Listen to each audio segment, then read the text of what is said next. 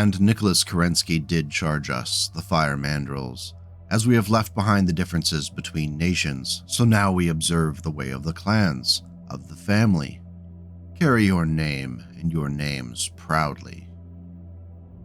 The Remembrance, Clan Fire Mandrel, Passage 49, verse 75, lines 12 through 15. I have a theory involving the Dragonfly, or Viper should you prefer its official clan designation. This theory involves the troubled development of this 40-ton Omnimech and the equally troubled history of the clan which initially designed it, Clan Fire Mandrel. Hear me out. When Nicholas Kerensky forged the clans, not all of the pieces were a perfect fit. As much as Kerensky's children talked a big game about wiping the slate clean from past prejudices and grudges carried out into the periphery, elements of these issues remained. Sometimes the cultural and historical differences ended up being played up in the hyper-competitive nature of clan politics, both between clans and within the clans themselves. There's no better example of intra-clan politics gone awry than Clan Fire Mandrel. The Mandrels took competition between blood-named lines extremely seriously, and it developed to the point that it directly damaged the clan's reputation and actual ability to protect itself from the hungry eyes of the other clans. It wasn't enough for a warrior to seek out honor and prestige for his or her blood name house. It was important to also undercut the competition to maintain their edge. This fostered deep distrust and animosity between what would eventually be called Kindra, which were alliances between smaller factions of the clan in order to compete with the others. When called out on all of this, the Mandrels would scoff and suggest that all clans dealt with factional behavior, but only they were open about it and not hypocrites like the quote, preening Jade Falcons. I'm in my mid-40s and I don't think I've ever preened. That's just hurtful. Anyway. So how does any of this relate to the Dragonfly, you may be asking? I'm getting there. Patience. Following the development of Omnimech technology by Clan Coyote, the rush by the other clans to claim it for themselves through trials included the Fire Mandrels, specifically the Kindra Smythe Jewel, which was one of the more powerful Mandrel factions. They not only defeated the Coyotes and claimed the technology, but also may have taken a couple of Coyote scientist cast members, according to widespread rumor. As is the norm for clans who had suffered defeats, the Coyotes accepted the loss with grace and dignity by claiming the Mandrels had used borderline dishonorable bidding techniques and a very loose interpretation of the rules of Zelbriggen. Nevertheless, Omnimech technology was now in the hands of the Mandrels, and they sought to quickly make a play with it. Finally stomping off the production line in 2940, the 40-ton Viper, later designated the Dragonfly by Inner Sphere forces, was rife with issues. Forged from a Type W2 endosteel frame wrapped around a 320 Light Force XL engine, the Dragonfly could hit a max speed of 129 km per hour. Just a quick side note, normally I would use the clan name for the mechs, but due to the fact that there are two other battle mechs named the Viper, and Dragonfly is a cooler name anyway, we're gonna go with Dragonfly. Sorry, not sorry. The addition of 8 Geotech 300 jump jets allowed for plasma-spewed jumps up to 240 meters, which is great if you're looking to get somewhere fast over uneven terrain. The 8-12-8 movement profile for the Dragonfly was a key selling point, as agility was the name of the game. Between the 11.5 tons of XL engine and 4 tons worth of jump jets, that's almost 39% of the battlemech's overall mass dedicated to mobility and agility. That's something to keep in mind for later. The Dragonfly was protected by 7 tons of compound H-17 ferrofibrous armor, which provided 134 points of protection. For rough comparison, the 45-ton Fenris carried 7.5 tons, and both the lauded 40-ton Assassin 23 and Clint 3U carried 4.5 tons of standard plate. The 40-ton mark is such a rough mass for battlemechs. Oof. After the addition of 10 double heat sinks and a standard cockpit with gyro, that left a grand total of 8.5 tons of pod space for weapons and supplemental equipment across 21 open critical locations, 6 in each arm, 4 in each side torso, and 1 left in the center torso. It was this limited pod space which was the source of the Dragonfly's issues, in more ways than one. This is best demonstrated by pointing to the 35-ton Adder, which carried 1 hardpoint flamer and had 15.5 tons of pod space. In the other direction, the 45-ton Ice Ferret had 9.5 tons. The non-Omni Shadowhawk 2C weighed in at 45 tons and carried 11.5 tons of weaponry. Only the 40-ton Griffin 2C carried an equivalent loadout mass with just 8 tons in its OG variant. The point here is that the Dragonfly paid for that speed and agility by sacrificing offensive power, which limited its flexibility. While this issue was not a crippling negative from a reasonable perspective, clanners tend not to be reasonable people. In a society where ritualistic combat with rigid rules that limited engagements to 1v1 in most cases, the Dragonfly was considered too underpowered to be effective. This issue was compounded by the unfortunate discovery that the Mech's omnipod mechanisms were fraught with gremlins that plagued the first production runs. My theory, which relies upon contextual clues and inferences rather than hard evidence, is that both of these issues stem from the fractured and tempestuous state of Clan Fire Mandrill.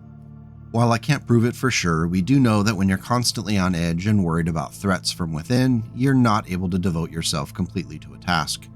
In the high-stakes, dangerous environment, mistakes are made. The fact that the Fire Mandrills were so frustrated by the Dragonfly that they were willing to give it up along with the production facility on Shadow to the Ghost Bears in exchange for a few production runs of the Gladiator Assault Omnimech in 3002 provides a pretty good hint that the Mandrills were not doing great.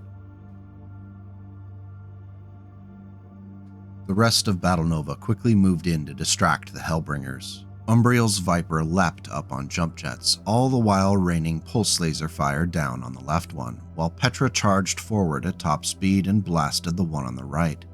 A single burst from her Stormcrow's massive autocannon tore the mech's stubby head off its shoulders and sent it crashing to the ground. Test of Vengeance, page 209, by Brian Neistel. The Dragonfly's primary configuration highlighted the Omnimech's speed and agility advantages. 2 medium pulse lasers set into the right arm were the primary damage dealers, though the SRM-4 set into the left arm along with its 1 ton of ammunition could provide powerful short-range backup damage. 2 machine guns set into the right torso along with a half-ton of ammunition could crit-seek on damaged opponents or render infantry into scattered bits and pieces. Finally, to prolong the Dragonfly's existence, an anti-missile system was added to the left torso, fed by 1 ton of its ammunition. For a 40-ton mech with just 8.5 tons of pod space, the primary configuration accomplished a lot. While it had no long-range weaponry, it's clear the expectation was that the Mechwarrior would use the Dragonfly's agility to quickly close on targets.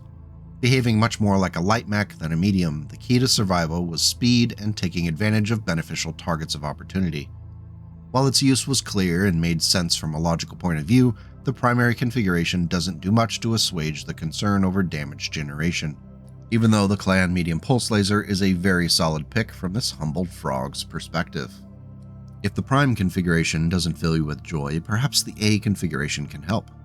Leaning more into mid-range direct firepower, the A config sported 5 ER medium lasers in what feels almost like a mini Nova situation. 2 of the lasers were placed into each side torso and the 5th was set into the right arm. The left arm was kitted out with an SRM-6 launcher aided by an Artemis IV fire control system and fed by a single ton of ammunition. While the total possible alpha strike damage for the A configuration was an impressive 47 if all the SRMs hit true, the heat generation from such a strike was a considerable issue. The 10 double heat sinks were not capable of wicking away that shot, leaving the Dragonfly at 9+ heat into the red. This would impact the A configuration's movement and aiming the next turn. However, if you're betting on not being around that long anyway, it might be worth the shot.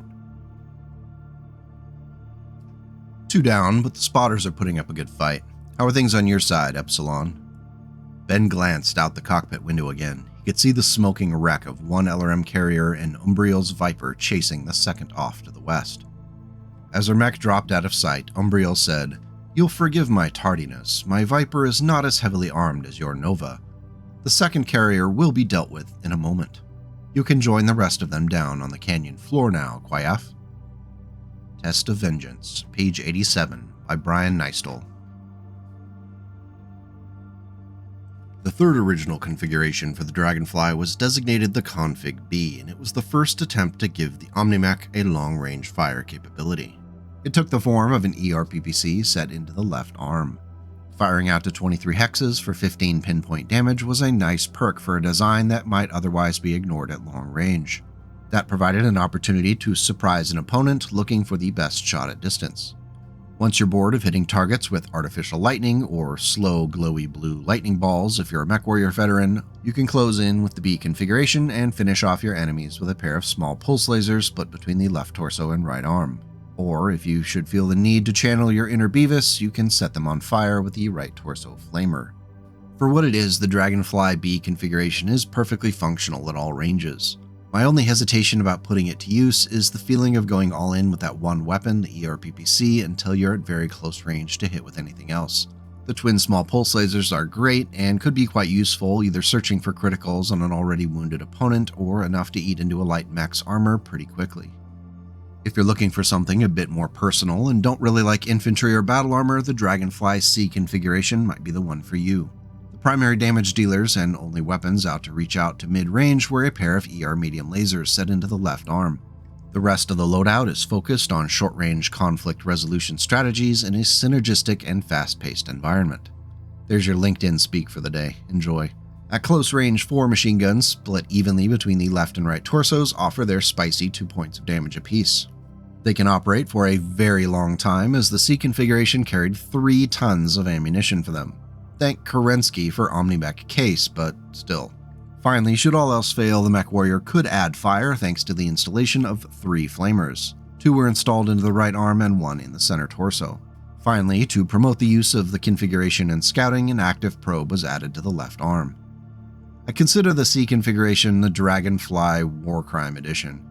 While the overall DPS is pretty low, someone could still use it to crit-seek damaged targets while remaining on the move and hopefully avoiding incoming fire.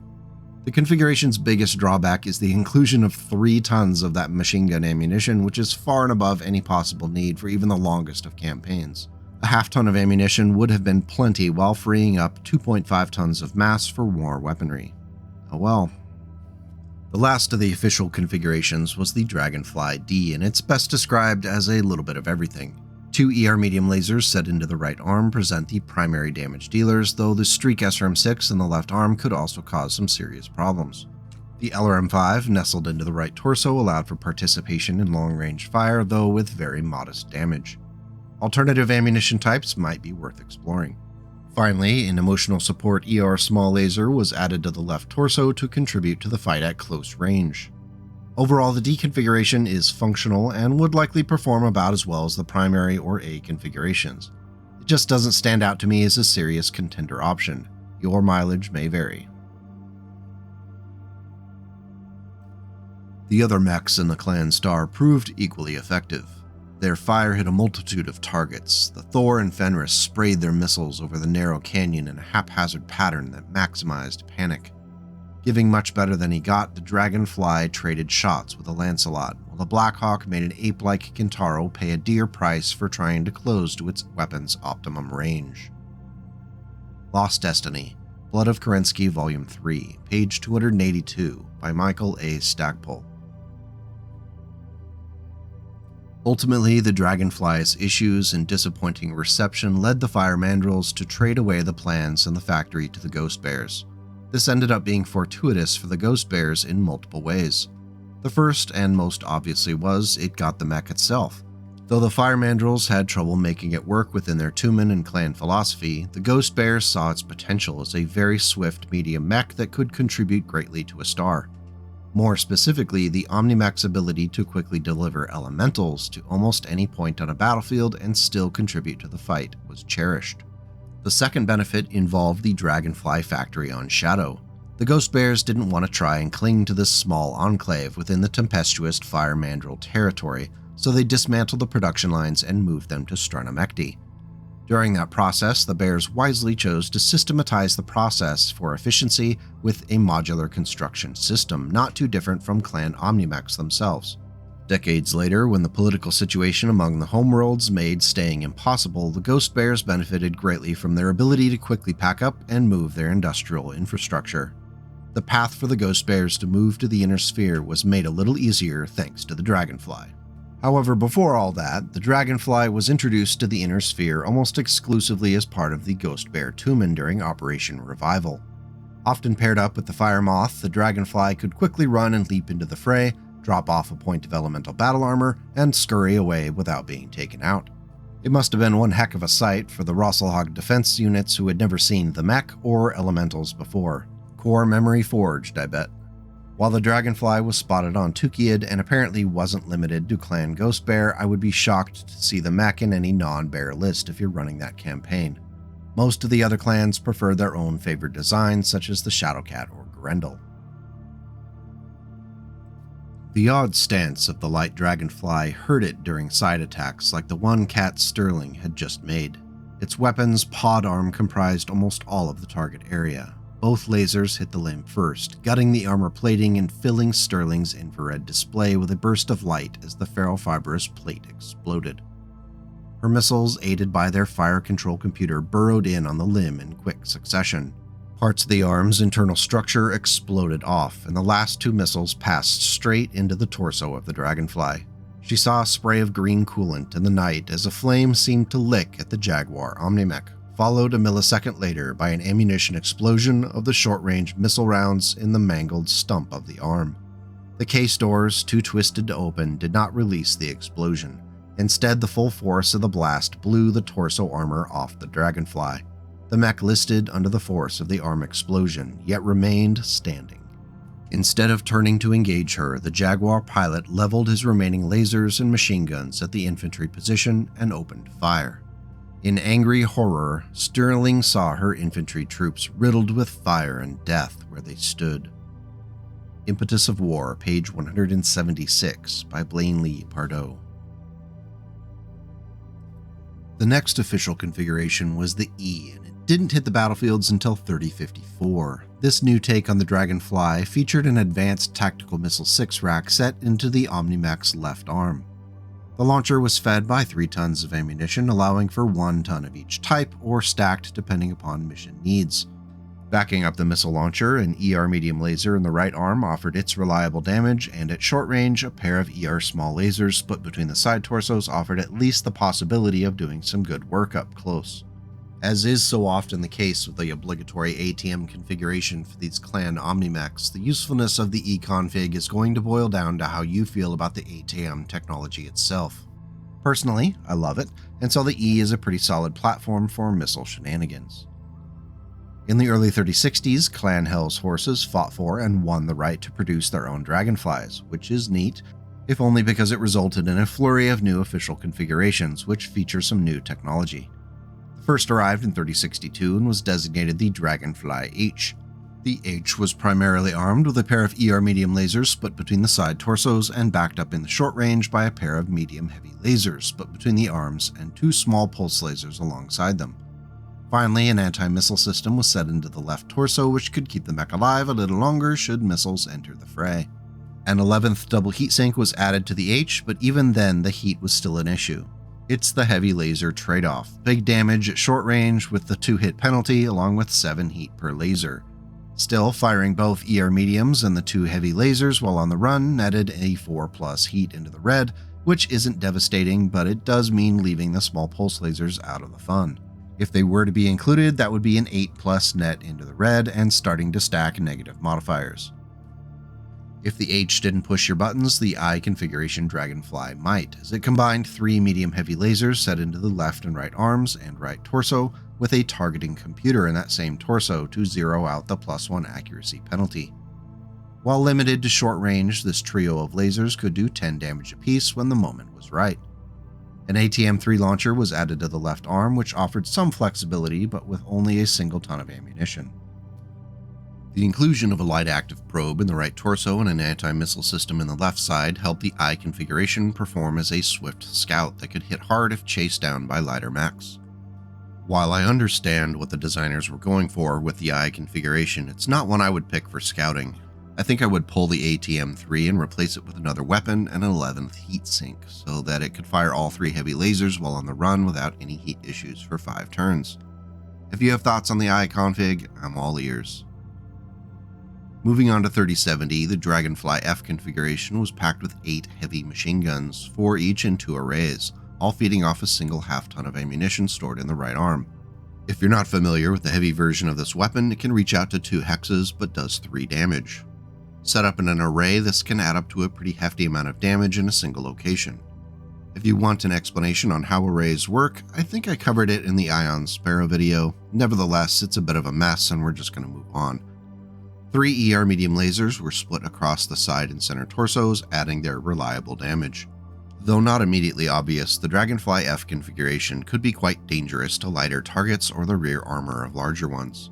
With that 8-12-8 movement profile, a determined Mechwarrior could make that happen more often than not. Approach with caution when facing down the F config. Zilla raced in and pummeled an unengaged Viper, likely a Sorla from the Fire Mandrills, with their extended-range medium lasers. The lighter mech absorbed the hits and returned fire, its small and medium lasers melting furrows in her armor. Twisting her torso and slowing her speed, Zilla ripped a burst from her ultra-class autocannon at the Smoke Jaguar mech, the high-explosive shells cratering and blasting open the Viper's armor. She quickly followed up with her medium lasers and was rewarded with a burst of green coolant and a dark stream of smoke. That meant heatsink and internal damage. The Smoke Jaguar warrior refused to back down, reversing throttle and hitting Zilla with a full weapons spread. Scavenger's Blood, Shrapnel Year 1, page 287, by Alan Brundage. Just 1 year later in 3071, the Dragonfly G configuration rolled into town sporting some new gear. Clearly intended as a scout and slayer of infantry and battle armor, the G config carried a plasma cannon in the left arm and 4 anti-personnel Gauss rifles in the right. For a little added punch, a medium-heavy laser was installed into the left torso, which did come with that +1 accuracy penalty, but also matches the AP Gauss rifle's range profile, so that's neat. Finally, a light active probe was added to the center torso to help locate the next platoon of victims that thinks it can hide out while the danger runs past. Not gonna happen, sweetheart. There aren't any heat issues for the G config, so it can terrorize the little ones all day. Unfortunately, with only the medium-heavy laser to do any serious damage to battle mechs, it's a very specialized build. Unless you have a very specific mission profile, this one is likely not going to be of too much use. Stepping forward to 3077, things start to go completely off the rails with the Dragonfly U. While it does have an entirely typical pair of ER medium lasers set into the right arm, things start to get weird with the ECM suite in the right torso, anti-missile system in the left torso, and a left arm hatchet, because why not? This is our first Operation Sneaky Sneak Dragonfly, and with its hatchet, because what's the point of being sneaky if you aren't going to hit something with a blunt object upon arrival? Actually, more seriously, with 1 ton of liquid storage, the Dragonfly U configuration was clearly intended for zero-G operations. It also explains the hatchet as a useful tool for peeling back ship armor to get at the squishy humans inside. From here on out, we're in Dark Age territory, though consistent action against the Word of Blake during the kerfuffle allowed the Dragonfly to build a solid reputation within the Inner Sphere as a premier anti-infantry and scout omnimech. When the Jade Falcons arrived on Thune in 3137, the Mongol Doctrine Falcons were confident, as Falcons tend to be, going up against the Rosselhog Dominion-aligned Gunzburg Eagles. Fighting defensively, the Eagles tasked a star of Dragonflies along with Elementals to flank the advancing Jade Falcons and cause chaos behind the swift enemy advance. Over the course of several days, the Dragonflies and Elementals hassled supply convoys, attacked artillery positions, and made a right good nuisance of themselves. The main defensive lines were able to hold thanks to the negatively impacted assault, and after the Jade Falcons' dropships were targeted by aerospace assets, they were forced to request Hargira and give up the assault. Meanwhile, the ultimate fate of the Dragonfly among the clan homeworlds is a little fuzzy, as all news from the deep periphery tends to be. Within the Inner Sphere, the Dominion facility Kappa 5 on Thule was the Inner Sphere's source for the now antique Omnimech. In 3110, the Dragonfly R configuration was first spotted, which was another refined attempt as a scouting build. It carried 2 ER medium lasers in the right arm, while the rest of the mass was devoted to electronic warfare. This included light target acquisition gear in the right torso, a Bloodhound active probe in the left torso, and a Narc missile beacon launcher in the left arm fed by 2 tons of beacons. The R config goes a long way to demonstrate the power of a 40-ton scouting medium mech. Sure, it's a niche design, but if it's scouting for artillery and fire support mechs, those Narc beacons and the tag can absolutely ruin someone's finely designed strategy. No notes? Looks good. Matthias's Viper arced overhead, superheated air from its jump jets boiling away the fog. Then Friedrich's ferroglass canopy blacked out, polarized against the sudden intense glare. Imprinted on Friedrich's retinas in the instant before the darkness was an image of at least 6 PPC bolts and laser beams slamming into the Viper in midair. When his view returned, the Viper's left leg had been severed at the knee. It spun in a crazy pirouette, slammed headfirst into a basalt column, bounced off in a landslide of rock and gravel, and landed on its back. Undefeated, Shrapnel number 10, page 206, by Giles Gamage. In 3144, there was an interesting attempt to rethink the Advanced Tactical Missile Launcher with the J configuration. Instead of a single launcher, it installed a trio of ATM-3 launchers into the left arm, all feeding from 3 tons of left torso ammunition. To supplement the possibility of the 27 damage and high explosive missiles at close range, 4 ER micro lasers were split evenly between the right arm and right torso. The flexibility of the multiple ATM launchers really carries the J configuration, and much like the E configuration, its value is going to depend on how much you love that ATM. In 3147, the Streak LRM launcher finally made its appearance on the Dragonfly with the L configuration. It featured 3 Streak LRM-5s scattered between the arms and the left torso, all feeding from 2 tons of ammunition set into the left torso. 2 ER micro lasers installed into the right torso finished off the build. Doing a little public school math in my head, that's 8 out of a total 8.5 tons of mass dedicated to doing up to 15 missile damage in a turn, out to 21 hexes should all 3 launchers achieve their lock. Just for reference, a standard LRM-15 launcher and 1 ton of ammunition would have run 4.5 tons. While I get what they were trying to do by making the Streak LRMs a thing, it doesn't really work for the Dragonfly L. While we didn't hit them all, the last official Dragonfly configuration we're going to look at today is the most recent on the timeline. The Dragonfly M made its debut in 3149, and it may be the deadliest version available for any light mechs in the area. The 2 ER medium lasers and 2 medium pulse lasers split between the arms make up the mech's primary weaponry, though the aim for all of them is improved through the addition of a left torso targeting computer. That means the medium pulse lasers are rocking a -3 aim improvement, which can completely negate the speed target modifier for many light mechs. The Dragonfly M is an understated monster that can and would rip apart light and medium mechs before they can likely respond. This, ladies and gentlemen, boys and girls, cephalopods and arachnids, is the Dragonfly in its ideal form. How the heck am I going to do any better with the MF config? Let me think. Okay, how about this?